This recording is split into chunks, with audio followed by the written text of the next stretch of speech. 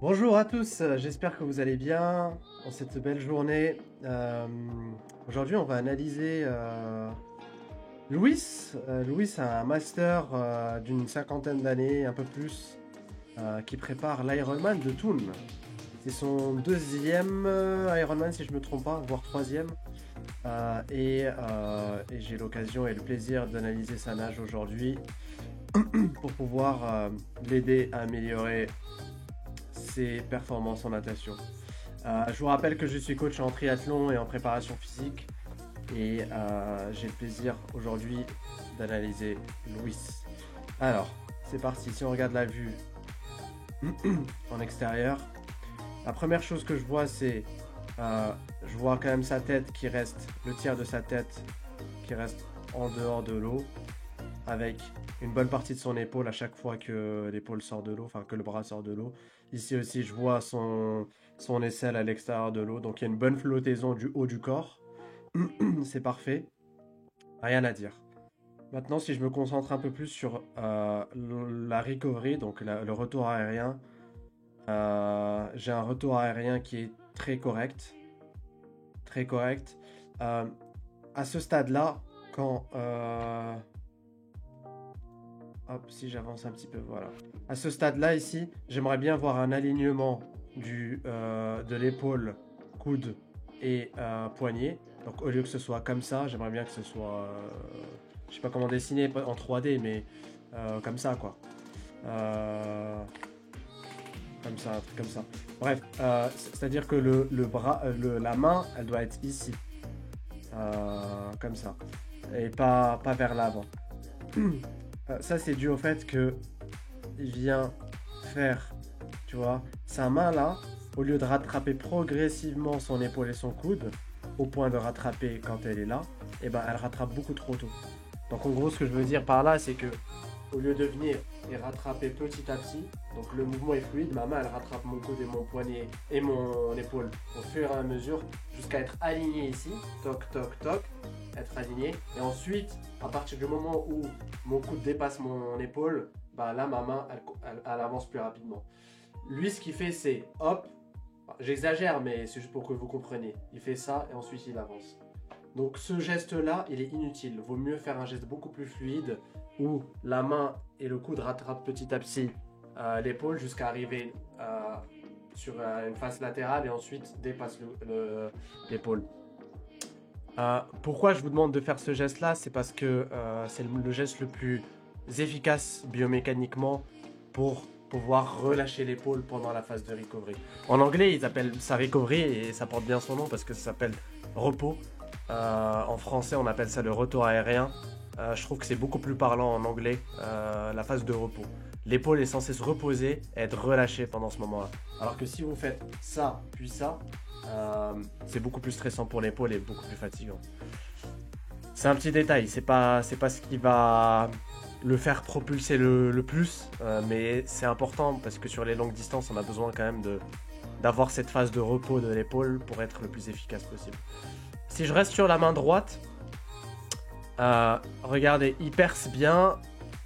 Il perce bien. Enfin, sur cette vue-là, ça se voit un peu moins. Si je prends un autre coup de bras. Ouais.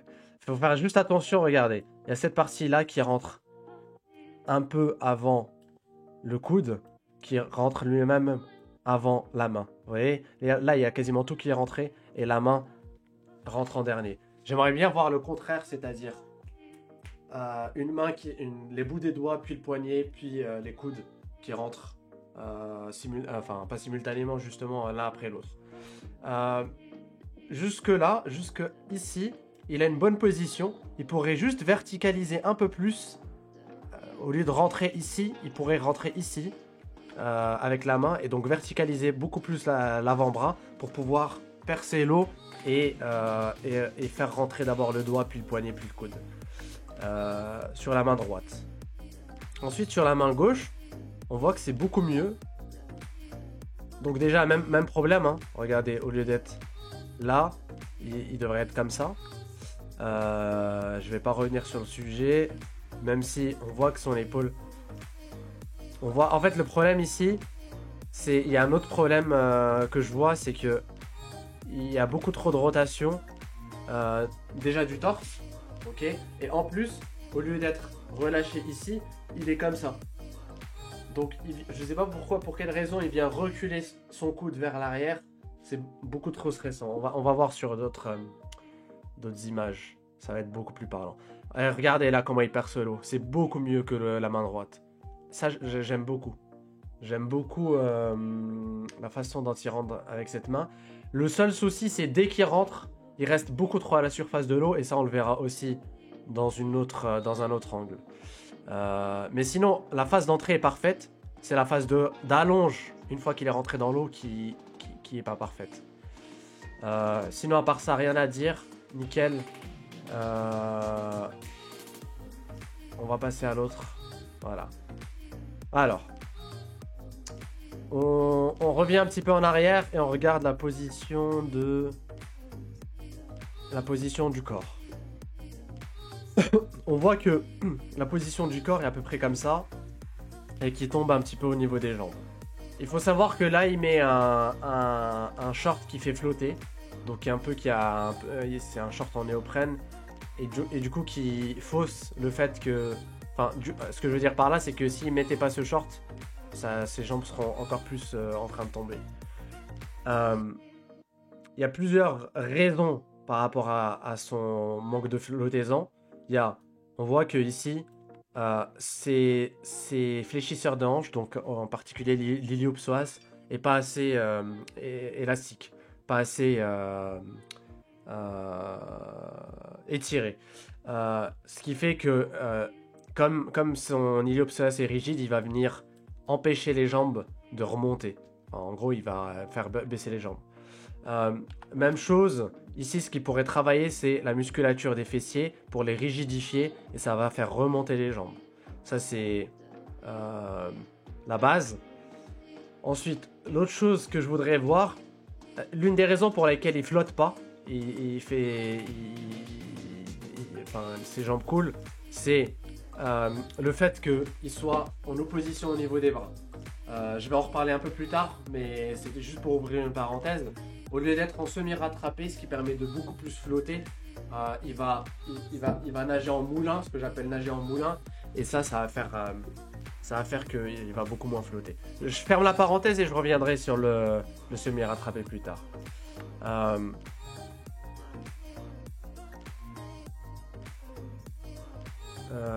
Qu'est-ce que je voulais dire sur les jambes? Non, bah, ok, bon, bah, alors, du coup, je reviens sur le semi-rattrapé. Et ensuite, on va analyser un peu la technique des bras. Au niveau du tempo des bras, regardez. Quand sa main droite rentre dans l'eau, ici, vous regardez où est son bras gauche. Son bras gauche devrait être comme ça. C'est-à-dire comme ça. Au niveau du catch. Son bras gauche devrait être au moment du catch. C'est ça ce qu'on appelle le semi-rattrapé. Plusieurs avantages au semi-rattrapé, comme j'ai dit. Quand vous avez les bras en front quadrant, c'est-à-dire front quadrant, ça veut dire que vous avez toujours au moins un bras devant votre tête. Quand vous avez au moins un bras devant votre tête, vous avez beaucoup plus de flottaison que quand vous avez les bras ici, derrière votre tête. Ce qui va faire que vous allez beaucoup plus flotter. Donc déjà de 1. Ça c'est le premier avantage du semi-rattrapé. Le deuxième avantage du semi-rattrapé, c'est que regardez le nombre de bulles qu'il emmène avec lui. Le semi-rattrapé va faire que vous allez passer beaucoup plus de temps à faire une phase d'allonge pour attendre que l'autre main rattrape l'autre main. Donc la phase d'allonge est beaucoup plus dure beaucoup plus longtemps. En général, les gens qui font pas de semi-rattrapé, qui nagent en moulin comme ça, il n'y a pas de phase d'allonge. En fait, dès qu'ils rentrent dans l'eau, ils descendent. Ils font ça. Donc moi, ce que je veux voir, c'est vraiment une phase d'allonge qui dure un peu plus longtemps.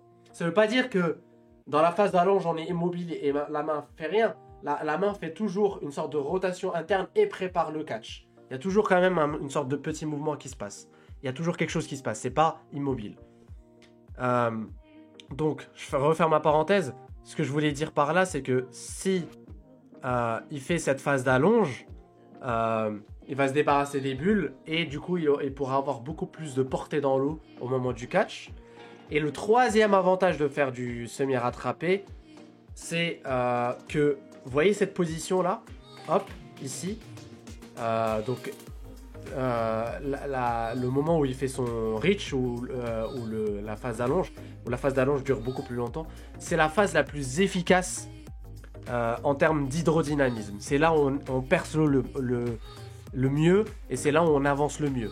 Le problème, c'est que pour être en semi-rattrapé, quand il est là, il devrait avoir le bras ici en train de pousser vers l'arrière. Sauf que lui, comme il n'est pas en semi-rattrapé, et ben, au lieu de profiter... En gros, ce que je veux dire, c'est... Cette position, c'est la position la plus hydrodynamique. Au lieu de profiter de cette position pour avoir une propulsion à l'arrière, parce que c'est la position la plus efficace, donc vaut mieux profiter de cette position pour avoir une propulsion, et ben son bras, il est déjà à l'extérieur en haut. Et donc, il n'y a aucune phase de propulsion, alors que tu pourrais profiter de cette position qui est très très très efficace. D'où l'intérêt du semi-rattrapé.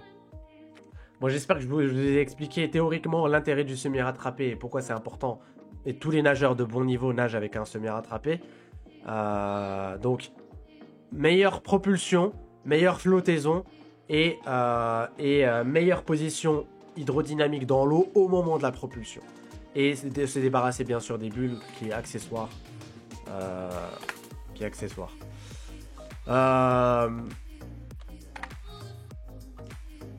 Du coup, on a traité le semi-rattrapé. Maintenant, je voudrais voir son catch, son catch et son pull et sa phase de. Il n'y a pas vraiment de phase de reach, il n'y a pas vraiment de phase d'allonge dans l'eau.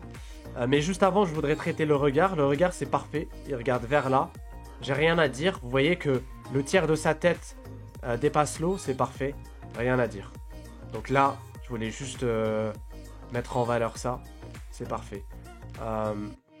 Il y a juste un autre petit truc qu'on voit, c'est que sa tête sort beaucoup trop de l'eau quand il respire. Et là, ça crée... Là, on voit que sa nuque, elle fait un peu ça. J'aimerais bien qu'il y ait juste une rotation et pas une inclinaison de la tête. Là, on voit qu'il y a rotation et inclinaison. S'il n'y avait pas rotation, sa colonne vertébrale serait comme ça et sa nuque serait là. C'est-à-dire que sa tête serait là. Il y aurait juste une rotation et pas une inclinaison. Bon, j'ai ouvert beaucoup de parenthèses sur cette vidéo, mais c'est parce que j'ai beaucoup de trucs à dire.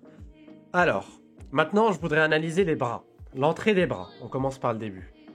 L'entrée des bras, vous vous rappelez, hein, j'ai dit qu'il perçait l'eau avec la main gauche et avec la main droite, il y a quasiment tout qui rentre en même temps. Donc regardez, là, vous voyez, il y a tout qui rentre en même temps, voire même le coude qui est rentré avant la main. Ouais, sur cette vue, il y a quasiment tout qui rentre en même temps. Ça dépend des coups de bras. Mais vous voyez que, regardez, comme je l'ai dit sur la première vue, dès qu'il rentre dans l'eau, il garde sa main à la surface au lieu de la faire rentrer au niveau de son épaule, alignée à son épaule quand il va faire sa phase de reach. Regardez, son épaule de gauche, elle est ici. Même si son épaule droite, elle est encore élevée, dès qu'il va passer en reach, en phase d'allonge, son épaule, elle va descendre ici. Et donc, il faut que sa main descende ici. Donc, regardez. Hop, il garde sa main à la surface de l'eau. Qu'est-ce qui se passe? Son épaule descend. Et du coup, il y a une sorte de... il y a une sorte de non-horizontalité dans l'eau qui fait que là, ça te fait ralentir. Beaucoup trop d'eau qui vient se confronter à ton bras. Et ça te ralentit beaucoup. Il n'y a aucun intérêt à être comme ça. Je préférais que ton bras soit comme ça. Donc attention, dans ta phase de reach, enfin, il n'y a pas vraiment de phase de reach, hein, si je vous mets play. Vous voyez, dès qu'il rentre dans l'eau, il descend. Il y a une toute petite phase de reach. Si je mets en ralenti, regardez. Toute petite phase de reach, mais qui n'est pas du tout efficace. On n'a pas les clés du reach qui sont là. Hein. Il n'y a pas de... En fait, il fait une sorte de... Ok, il reste un tout petit peu là, mais en fait, il descend plus sa main que faire un reach. C'est dommage parce que il pourrait baisser sa main directement là et avoir un meilleur reach. À part ça, regardez. Donc là, regardez, ça fait que descendre. Ok. Il n'y a pas de vrai reach. Donc j'ai dit, ouais, la main qui est beaucoup trop haute. Et ensuite, il pousse vers le bas. Avec plein de bulles. Plein de bulles là, donc il n'y a rien. Et regardez, son bras est tendu. Il n'y a aucune flexion de coude. Or, la flexion de coude, elle devrait apparaître à partir de là. Regardez le creux le creux de son coude, il est quasiment pointé vers le haut. Qu'est-ce que ça veut dire ça? Son creux de coude est pointé un petit peu vers là, vers le côté. Ça veut dire qu'en gros, je suis en rotation externe de l'épaule. Pour avoir un reach efficace, il faut une rotation interne de l'épaule. Faire ça. Hop. Le creux du coude devrait pointer vers le bas. Ok? C'est ça une rotation interne. Comme ça, on peut faire cette flexion de coude. Si je suis en rotation externe comme il est, ma flexion de coude qui est possible, elle va aller vers l'intérieur. Je peux pas faire ça. Là, je suis en rotation interne, rotation externe. Vous voyez la différence? Donc, pour lui, c'est impossible de venir fléchir le coude en allant vers le bas. Donc, la seule position efficace, enfin efficace, elle n'est pas efficace, mais la seule position pour tirer vers le bas et vers l'arrière, c'est de garder le coude en extension. Gardez le coude tendu, si vous voulez, le bras tendu. Donc, ça l'oblige à garder le bras tendu. Donc, il faut penser à faire une rotation interne du coude pour pouvoir fléchir rotation interne de l'épaule pour pouvoir fléchir le coude. Donc là, il y a absence de catch. Hein. Pour moi, c'est pas un catch. Ça, c'est juste pousser vers le bas. Vous voyez, hein, il fait que pousser vers le bas. Même chose ici. Hein. Il fait que pousser vers le bas. Si on avance, il commence à peine à fléchir le coude à ce moment-là, ce qui est beaucoup trop tard. C'est au début du catch. C'est ici qu'il faut fléchir le coude. Et quand il fléchit le coude, ici, c'est beaucoup trop tard. Ok. Là, l'alignement est correct. J'aimerais bien que ça soit plus comme ça. Mais le problème, c'est que... Regardez, la rotation du torse, elle fait qu'il peut pas utiliser son grand dorsal de manière efficace. Tu peux pas pousser dans l'eau en étant comme ça, horizontal. Quand tu tires là, c'est pas efficace. Pour pouvoir pousser, la phase de pousser, il faut que ton corps soit en train de revenir vers l'autre côté. La phase de pousser, c'est ça. Hop, comme ça. Donc, quand je suis en phase de pousser, il faut que mon corps soit quasiment en train de revenir à l'horizontale par rapport à la surface de l'eau. Tu peux pas pousser en étant comme ça. Donc en fait, ta rotation de torse, elle est beaucoup trop tard. Quand tu es en train de faire ta poussée, il faut que ton coup de jambe crée la rotation de hanche qui crée la rotation de torse. Et ton torse devrait être en train de revenir vers l'autre côté.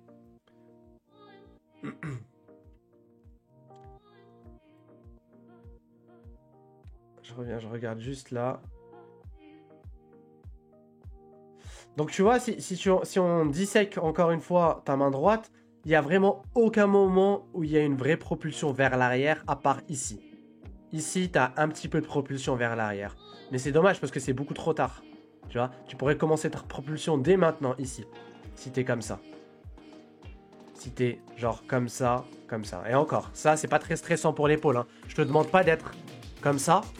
Tu vois, il y a quelques pros qui arrivent à faire ça, tu vois, verticaliser très tôt leur avant-bras. Moi, je te demande juste d'être comme ça. Comme ça, dès maintenant, tu propulses. Ok? Et tu profites de cette propulsion le plus longtemps possible. Alors que là, tu en profites que maintenant. Et encore, il y a ton bras ici qui propulse bien. Mais ton avant-bras pousse encore vers le bas. Donc, c'est pas du tout efficace. Et là, c'est quasiment trop tard parce que regarde, ton bras est comme ça. Et il n'y a que ton avant-bras qui pousse. Et après, ça va remonter. Donc, il n'y a vraiment quasi aucun moment où tu propulses vers l'arrière. Tu vois que là, ton avant-bras, il remonte. Tu vois. Donc, tu as quasiment très peu de temps où tu propulses vers l'arrière. Je vais revenir un petit peu. Main gauche. Bras gauche. Tu vois que tu rentres. Quand tu rentres dans l'eau, tu es censé faire une extension. Parce que tu rentres, tu as le coude fléchi, ok? Dès que tu rentres dans l'eau, il faut que tu fasses une extension pour aller chercher loin. Donc, extension de coude, en gros, tu tends le bras et tu avances l'épaule vers l'avant. Toi, qu'est-ce que tu fais? Tu rentres et tu continues à faire ça. Et en fait, qu'est-ce qui se passe? L'eau vient dans ce sens-là et ça tape tout cet espace-là. Regarde, ici, là, tout cet espace-là, ça vient en face on va le voir dans l'autre image. Et tu vois ici, tu rentres et en fait, tu es toujours en extension en fléchissant le coude. Et c'est que maintenant que tu tends le coude. C'est beaucoup trop tard. Faut que tu tendes le coude beaucoup plus tôt. Même chose, tu gardes ta main beaucoup trop à la surface. Il faut la descendre directement quand tu rentres dans l'eau. Ici, il faut qu'elle descende directement comme ça. Et toi, ce que tu fais, c'est que tu restes là. Regarde, toc. Tu vois, tu restes beaucoup trop. Et c'est que maintenant que tu fais. Et tu fais que descendre à partir de là. On avance, on avance. Même chose, hein, c'est le même principe. Là, le catch est ok. C'est pas mal. C'est pas mal. T'es légèrement... T'as un meilleur catch. Pourquoi? Regarde, parce que t'as moins de rotation de... T'as remarqué que ton catch est meilleur parce que t'as moins de rotation? Parce que c'est le côté où tu respires pas. Comme par hasard. Donc c'est important de ne pas faire trop de rotation. Là aussi, l'alignement est parfait. Le bras gauche est mieux. Par contre, c'est juste que il n'est pas assez fléchi. Là, sur cet angle, on le voit pas, mais ton bras est tendu. Il faudrait qu'il soit beaucoup plus fléchi. On le verra sur une autre vue. Même chose là. Tu vois, ton bras reste tendu et du coup, tu sors beaucoup trop loin. T'as pas besoin de sortir autant aussi loin.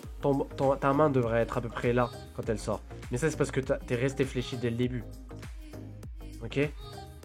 On le verra sur une autre image. Respiration. Parfait, regardez. Un œil reste en dessous. Rien à dire. La respiration du côté gauche est beaucoup plus efficace que du côté droit chez toi. Si j'avance pour voir les autres images.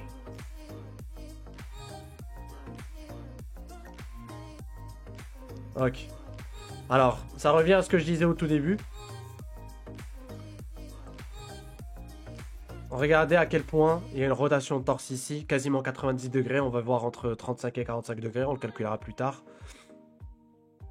Tu vois que ton côté gauche, ok, on va dire que c'est correct la respiration, mais ce que je veux voir, c'est moins de rotation au niveau du torse pour que tes jambes partent pas en cacahuète et pour que ici, tu vois, le bras, tu pousses vers le bas pour t'équilibrer. Si tu avais moins de rotation du torse, tu pourrais faire une meilleure allonge. Ok, tu n'aurais pas besoin de te pousser vers le bas pour t'équilibrer. Donc tu aurais une meilleure allonge. Et si tu as une meilleure allonge, tu as une meilleure flottaison. Donc c'est un cercle vertueux. Et ensuite, si tu as une meilleure allonge, tu peux faire une bonne rotation interne et faire un bon catch. Tout est lié en natation. Chaque geste a une conséquence sur l'autre. Regarde la main gauche, comment elle rentre dans l'eau. Hein, c'est ce que j'ai dit juste avant. Regarde, elle rentre dans l'eau. Elle rentre dans l'eau comme ça. Au lieu d'être comme ça, tu rentres comme ça. Ok, ça c'est un petit détail. Regardez le côté droit, à quel point il y a une rotation du torse. Regardez, plus de 90 degrés, l'épaule est ici au lieu d'être ici. Le bras, au lieu d'être comme ça, il est comme ça. Donc en gros, non seulement tu fais une énorme rotation du torse, mais en plus, tu viens reculer ton coude vers l'arrière. Ça n'a aucun intérêt. À part stresser ton épaule et te déséquilibrer dans l'eau, ça n'a aucun intérêt. Au lieu d'être comme ça, reste plus à l'aise avec ton bras. Mets ton bras plutôt ici, comme ça. Ce sera beaucoup plus efficace. Et ça évitera déjà, ici, à tes jambes d'aller vers l'extérieur et de pousser vers le bas ici. Mais ouais, ça sert à rien. Ça stresse beaucoup pour ton épaule, hein, le bras ici. Ouais, du coup, regarde. Vu que tu es comme ça te laisse pas d'autre choix que de faire ça. C'est le seul choix que tu peux faire. Parce que là, je suis pas bien. Je peux pas ramener mon épaule de manière... Je peux pas ramener tout mon bras en même temps. Je suis obligé de faire ça et ça. Tu vois? Regarde, tu es obligé de ramener ta main pour ensuite avancer ton épaule. Tu peux pas... Alors que si ton épaule était comme ça, là, ici, à l'aise, au lieu d'être là, tu peux tout ramener en même temps. Et c'est beaucoup plus efficace biomécaniquement de faire ça que faire ce que tu fais. Pour le coup, la plupart des erreurs des gens les font parce que ils se sentent plus à l'aise. Mais là, je ne comprends pas comment tu peux te sentir à l'aise à faire ça. Souvent, les mauvais gestes, c'est des surcompensations. Pour le coup, là, je comprends pas en quoi ça pourrait être une surcompensation de quelque chose d'autre. Je comprends pas. Attention à l'alignement, hein, autre chose. Ça, c'est plutôt travailler le gainage. Tu vois que ça fait ça. Là, si on prend l'axe central. Au niveau de la respiration, est-ce que tu fais une inclinaison? Non, ça va. Ça va. Ça va, tu fais juste une rotation, c'est correct. Là, attention, tu vois, encore une fois, t'as vu comment t'es. Ça, c'est plutôt en travaillant le gainage que tu vas améliorer ça, surtout les obliques. Tu vois, là, t'es droit. Là, t'es droit. Regarde comment tu te... Hop. Bon, si j'avance... On a déjà vu cette vue.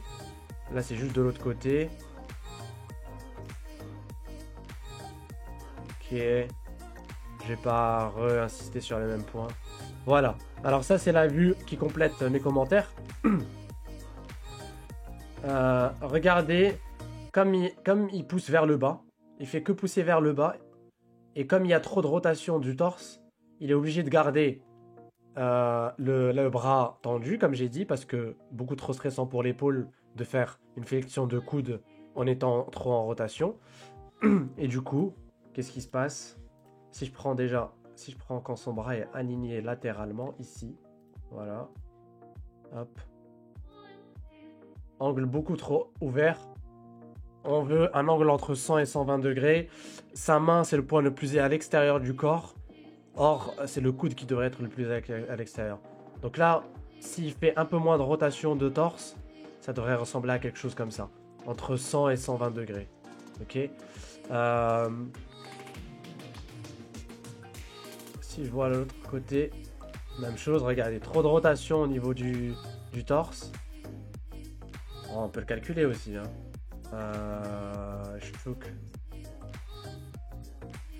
Si je prends épaule gauche, son épaule droite elle est là, par rapport à la surface de l'eau. Là on voit pas. Si je descends, 48 degrés, on est à 45 degrés maximum. Et est-ce que c'est le point le plus vertical?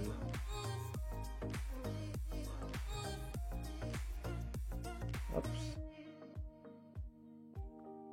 Bref, 48 degrés, c'est beaucoup trop à mon sens. Regardez, ce que ça fait, c'est que il peut pas fléchir le coude, il peut pas faire un... Déjà, comme j'ai dit, la première étape, c'est l'allonge. Il n'y a pas de phase d'allonge, donc la phase d'allonge ne va pas favoriser un bon catch. Mais en plus, à cause de cette grosse rotation, il va pousser vers le bas, là. Et il va fléchir que maintenant. Et c'est beaucoup trop tard pour faire une flexion. Regardez, à ce moment-là, il est déjà censé être quasiment à plat, ici. Parce que c'est déjà le début du catch. Pour pouvoir faire un bon catch, il faut que le torse soit beaucoup plus à plat, ici. Et du coup, c'est beaucoup trop tard. Et du coup, il pousse vers le bas, il pousse vers le bas. Et c'est que maintenant qu'il arrive à fléchir. Parce que regardez, son torse est en train de revenir vers vous voyez, son torse est en train de revenir et qu'il fléchit. Il fléchit que maintenant. Donc vous voyez là, la position ici, là, comme ça. C'est ce que je voudrais voir au moment où il est là. Ok. Et si je prends l'angle ici, beaucoup trop ouvert aussi. Hein, il n'y a pas besoin de faire un dessin, mais je vous le fais quand même. 162 degrés, c'est beaucoup trop. J'ai envie de voir quelque chose comme ça. Ok.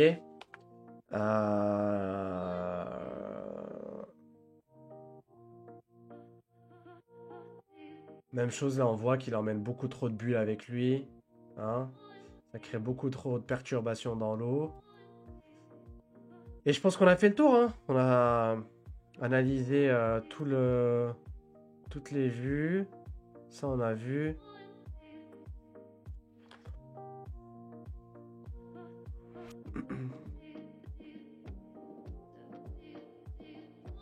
Ouais, donc, si je résume. La première chose à corriger, c'est apprendre à faire du semi-rattrapé. Donc là, je te conseille de faire les exercices techniques où tu fais quasiment tu fais du rattrapé. Ok, pour pouvoir t'habituer déjà à quelle est la sensation d'un rattrapé pour revenir en arrière et faire du semi-rattrapé. Ce semi-rattrapé va te permettre de flotter beaucoup plus et avoir la phase de propulsion au moment où tu as ton bras à l'avant. Comme ça, tu es beaucoup plus hydrodynamique et ta phase de propulsion est à un moment où tu es plus hydrodynamique dans l'eau et donc tu gagneras beaucoup plus de vitesse à ce moment-là. L'autre truc, c'est du coup, si tu fais du semi-rattrapé, normalement, tu devrais avoir une phase d'allonge beaucoup plus qui dure beaucoup plus dans le temps. Attention à la phase d'allonge, à pas avoir le bras qui est à la surface de l'eau, mais vraiment face à ton épaule d'un point de vue vertical. Rotation interne de l'épaule pendant la phase de reach, donc la phase d'allonge, pour pouvoir setup un bon catch. Une fois que tu as un bon catch, t'as forcément un bon pull derrière. Ok, bon, ça fait pas mal d'informations. J'espère que ça t'a plu. Travaille dessus, on continue à travailler ensemble et on voit ce que ça donne. Pour le monde du YouTube, si ça vous intéresse d'avoir des analyses de ce type ou si vous êtes intéressé par du coaching en triathlon, n'hésitez pas à me contacter, le lien est dans la description. Et je vous dis à bientôt, à plus, ciao ciao.